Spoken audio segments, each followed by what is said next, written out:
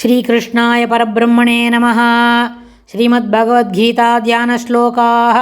नमोऽस्तु ते व्यासविशालबुद्धे पुल्लारविन्दायतपत्रनेत्र येन त्वया भारततैलपूर्णः प्रज्वालितो ज्ञानमयप्रदीपः प्रपन्नपारिजाताय स्तोत्रवेत्रैकपाणये ज्ञानमुद्राय कृष्णाय गीतामृतदुहे नमः।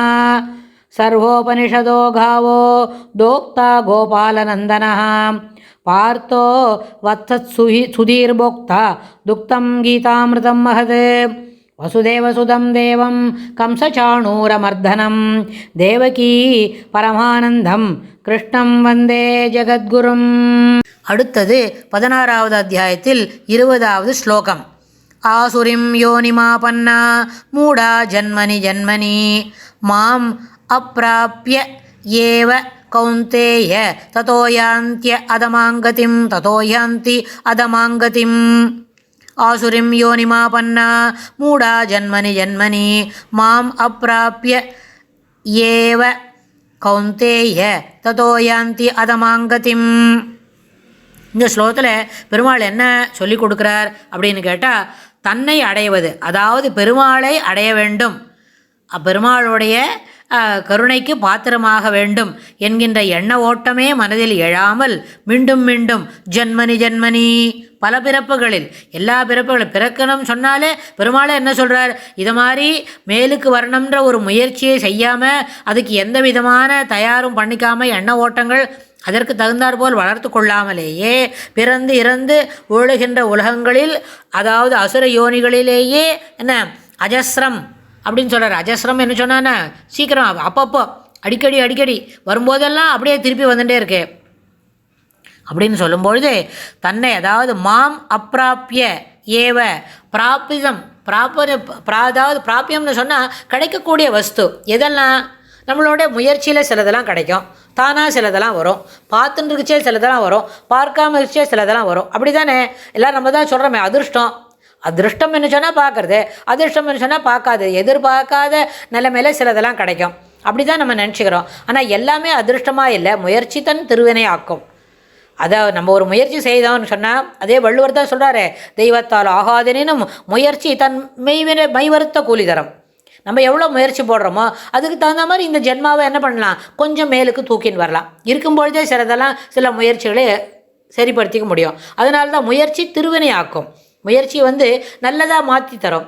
அதெல்லாம் முயற்சி பண்ணாமல் என்ன பண்ணுறார், கௌந்தேய அப்படின்னு நம்ம அர்ஜுனனை கூப்பிட்டு மூடர்கள், இது மாதிரி யோசிக்க தெரியாதவர்கள், ஜன்மனி பல பிறப்புகளில் ஆசுரிம் யோனிம் அசுர யோனிகளிலேயே என்ன பிறப்பவர்களாய் அதையே அடைந்து இருப்பவர்களாய் இருந்து மாம்னு சொன்னால் ஸ்ரீகிருஷ்ணரை, மாம்னு சொன்னால் ஸ்ரீமன் நாராயணனை, ஆப்ராப்பிய ஏவ நாடாமலேயே, ததா அதமாங்கதிம் முன்னிலும் இன்னும் என்ன தாழ்ந்த குலத்தில், முன்னிலும் இன்னும் என்ன கீழான லெவலில் அடிய தட்டத்தில். இப்போ அதமன் சொன்னால் அதமன் மத்தியமன் உத்தமன் வர்றோம் இல்லையா, அதமத்தில் இருந்தால் இன்னும் கீழே தாழ்ந்த நிலையில் முன்னிலும் இன்னும் தாழ்ந்த நிலையை யாந்தி அடைகின்றனர் அப்படின்னு. அதனால் கிடைக்கக்கூடிய வஸ்து அது என்னது, பிராப்பியம், இதான் பிராப்தம் அப்படின்னு சொல்லிக்கிறோம் இல்லையா. அதுபோல் எது கிடைக்குமோ அந்த கிடைக்கக்கூடிய வஸ்துக்களில் எப்பொழுதும் என்ன இருக்கணும், ஒரு ஈடுபாடு இருக்கணும், எதை அடையணும்னு இருக்கணும்.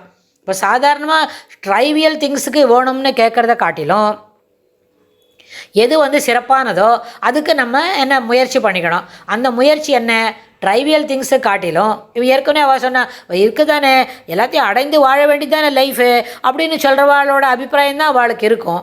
ஆனால் அது சாதாரண சின்ன விஷயம், ட்ரைவியல் திங்ஸ் சாதாரணது எளிமையானது. ஆனால் சிறப்பானது மேன்மையானது அப்படின்னு சொன்னால் அந்த மேன்மையானது என்ன, பெருமாளுடைய திருவடி வாரம். அந்த திருவடி வாரத்தை அடையணும் என்கின்ற பிராப்பிய அந்த விஷயத்தை, அதுபோல் மேலான வஸ்துக்களை அடைய வேண்டும் என்கின்ற எண்ண ஓட்டங்களை வளர்த்து கொள்ளாமல் என்ன பண்ணுறார், மீண்டும் தாழ்ந்த நிலையே அடைவதற்கு என்ன தயாராக இருக்கிறார்கள் அப்படின்னு சொல்லி பெருமாள் இந்த ஸ்லோகத்தில் சொல்கிறார். அப்படி இல்லாமல் உள்ளுரை பொருள் என்ன, பெருமாளை அடைவதற்கு முயற்சி செய்ய வேண்டும். எந்த தாழ்ந்த பிறவியில் பிறந்திருந்தாலும் பெருமாளை அடையணும், அதற்கு என்ன முயற்சி செய்யணும் அப்படின்னு. இதில் ஒரு முக்கியமான கருத்து இங்கே நம்ம பொதுவாக சொல்லிக்கலாம். என்னன்னு கேட்டால் சோஷியல் லேர்னிங் அப்படின்னு ஒன்று உண்டு. சோஷியல் லேர்னிங்னா என்ன? சமுதாயத்தில் நம்ம கூட இருக்கிறவாள் என்ன செய்கிறாளோ அதை பார்த்து கற்றுக்கணும். ஆனால் நம்ம என்ன பண்ணுறோம்? பார்த்து கற்றுக்குறோம். எல்லாத்தையும் நம்ம எல்லாரும் பார்த்து தான் கற்றுக்குறோம். ஆனால் யாரை பார்த்து எதை கற்றுக்கணும் அது இருக்குது. அதனால் நம்ம ஜென்மாவை மேலே தூக்கிக்கணும், கடத்தேற்றணும், இந்த ஜீவனை துளி துளியாக மேலே ஏற்றிட்டு வரணும் அப்படின்னு சொன்னால் அந்த மாதிரி ஒரு எண்ண ஓட்டங்கள் வந்த பிறகு அதுபோல் பழக்க வழக்கங்கள் யாரான இருப்பா வச்சுருப்பா இல்லையா? ஒருத்தர் தினம் கார்த்தால நிச்சயமாக குளிச்சுட்டு பெருமாளை சேவிச்சுட்டு ஸ்லோகம் சொல்லி அதுக்கப்புறம் தான் என்ன பண்ணுவா? சாதம் சாப்பிடுவா, எல்லாம் பண்ணுவா. அதெல்லாம் நடக்குமோனோ? என்ன தளிகை பண்ணாலும் அதை பெருமாளுக்கு சமர்ப்பிக்காமல் எடுத்துக்க மாட்டா. அப்படின்லாம் ஒரு குணாதிசயங்கள் இருக்கக்கூடிய மனிதர்களோட பழக துவங்கினா இந்த சோஷியல் லேர்னிங்கை பார்த்து கற்றுக்கிற பிஹேவியர்னு ஒன்று இருக்கே, அதில் இது என்ன பண்ணும்? இது நம்மளுக்கு இதனோட பொருள் தெரிய வேண்டாம், இதனோட வேல்யூ தெரிய வேண்டாம், இது எதுவுமே இல்லை. அதுபோல் தொடர்ந்து அது வரும். இதுக்கு இன்னும் கூட ஒரு ட்ரைவலாக ஒரு விஷயத்தை நம்ம சொல்லலான்னு சொன்னால், ஒரு அம்மா இருக்கா, தனக்கு ஒரு 3 வயசில் குழந்தை இருக்குது அப்படின்னு வைங்களேன். அந்த குழந்தைய அழிச்சுட்டு அவள் கோவிலுக்கு போகிறா, இல்லைன்னா ஆற்றுல யாரான பெரியவா வரான்னு சொல்லச்சே அவளை சேவிக்கிறா, இல்லை அவாத்திலே இருக்கிற பெருமாள் சந்நிதியில் விழுந்து 4 தடவை சேவிக்கிறா அப்படின்னு சொன்னால் அது என்ன பண்ணும்? அம்மா கூடவே போயிட்டு இருக்கிற அந்த 2 இல்லை 3 வயசு இருக்கிற குழந்தை அம்மா பண்ணுறது எல்லாத்தையும் பண்ணுன்னா அதுவும் விழுந்து பெருமாள் சந்நிதியில் சேவிக்கும். யாரான ஆற்றுக்கு அவளை பார்த்து சேவிக்கும். இல்லை கோவிலில் போனால் நம்ம துவஜஸ்தம்பத்தண்டை விழுந்து சேவிக்கிறோம்னா அதுவும் துவஜஸ்தம்பத்தண்டை விழுந்து சேவிக்கும். இந்த துவஜஸ்தம்பத்தண்டை விழுந்து சேவிக்கிறது அதனோட பொருள் என்னன்னு அம்மாவுக்கு தெரியாது. அவளும் அது மாதிரி பார்த்து தான் கற்றுண்டா தொடர்ந்து அப்படியே சேவிச்சுன்னு இருக்கா.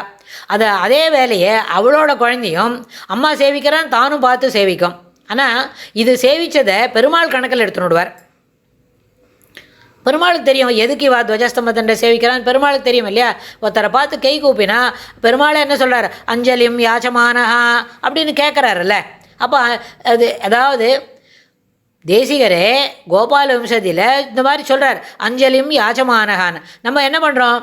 கையை தூக்கி சேவித்து பண்ண உடனேவே அவனுக்கு அந்த அஞ்சலிக்கு அவன் அப்படியே என்ன பண்ணுறான்? ஜலம் போல் உருகிறான். அதனால் அதை பண்ணணும். பெருமாளை பார்த்தா கையை கூப்பி தவடையில் போட்டுக்கணும். பெருமாளே கிருஷ்ணா காப்பாற்றுன்னு கேளு அப்படின்னு நம்ம சொல்லி கொடுத்து பழக்கினா எதுக்கு காப்பாற்றணும்? ஆர்வி இன் ட்ரபிள் அதை மாதிரிலாம் லாஜிக்காவோ லிட்ரலாக அதுக்கு பொருள் சொல்லாதுக்கு தேவையில்லைன்னா கூட அதை மட்டும் தெரிஞ்சுக்கிற மாதிரி நல்ல பழக்க வழக்கங்களை தாய்க்கு வளர்த்துக்கணும். அந்த தாய் தன்னுடைய அடுத்த ஆஃப்ஸ்பிரிங் இருக்கு இல்லையா, அடுத்த ஜெனரேஷனையும் சிறப்பாக வளர்க்கணுன்ற அந்த கட்டுப்பாடு, அந்த ஒரு கடப்பாடு அது அவளுக்கு இருந்ததுன்னு சொன்னால் இதுபோல் ஒரு பயங்கரமான செய்திகளை நம்ம மனசில் வாங்கவே வேண்டாம். இது ஒரு சில நேரத்தில் அப்படியே தொண்டை தழுத்தழுத்து போகிற அளவுக்கு இருக்குது இந்த செய்தியெல்லாம். அப்படி இல்லை. அதனால் அப்படி மூட ஜென்மனியோ பிறந்து இறந்து உழலும் ஜென்மாக்களில் தள்ளுகின்றேன் அப்படின்னு இல்லாமல் மேலுக்கு வரக்கூடிய ஜென்மாவில் தள்ளணும்னு சொன்னால் இப்படி ஒரு எஃபர்ட்டு.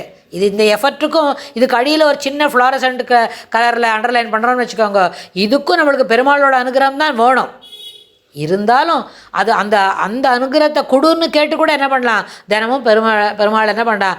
கரம் கூப்பி வணங்கி தவடையில் போட்டுண்டு கிருஷ்ணா எனக்கு நல்ல புத்தியை கொடு, நான் எனக்கு கொஞ்சம் மேலே கூட்டிட்டு வா அப்படின்னு நான் பெருமாளுண்டே கேட்டுக்கலாம்.